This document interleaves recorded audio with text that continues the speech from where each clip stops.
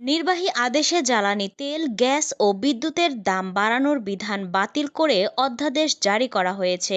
মঙ্গলবার রাষ্ট্রপতি Bangladesh energy regulatory commission সংশোধন অধ্যাদেশ ২০২৪ জারি করেছেন। এর আগে গত ২২শে আগস্ট অন্তর্বর্তীকালীন সরকারের উপদেষ্টা পরিষদের সভায় এ খসড়া অধ্যাদেশ অনুমোদন দেওয়া হয়। বাংলাদেশ এনার্জি রেগুলেটরি কমিশন আইন ২০০৩ সংশোধন করে অধ্যাদেশ নির্বাহী আদেশে জ্বালানি তেল, গ্যাস ও বিদ্যুতের দাম বাড়ানোর ৩৫-এর ক ধারা বিলুপ্তি করা হয়। ২০২২ সালের ১লা ডিসেম্বর বিশেষ ক্ষেত্রে বাংলাদেশ এনার্জি রেগুলেটরি কমিশন ৯ সরকারকে ভোক্তা পর্যায়ে জ্বালানি তেল, বিদ্যুৎ ও গ্যাসের দাম নির্ধারণ, পুনর্নির্ধারণ ও সমন্বয়ের ক্ষমতা দিয়ে বাংলাদেশ এনার্জি রেগুলেটরি কমিশন সংশোধন অধ্যাদেশ ২০২২ জারি করেন রাষ্ট্রপতি।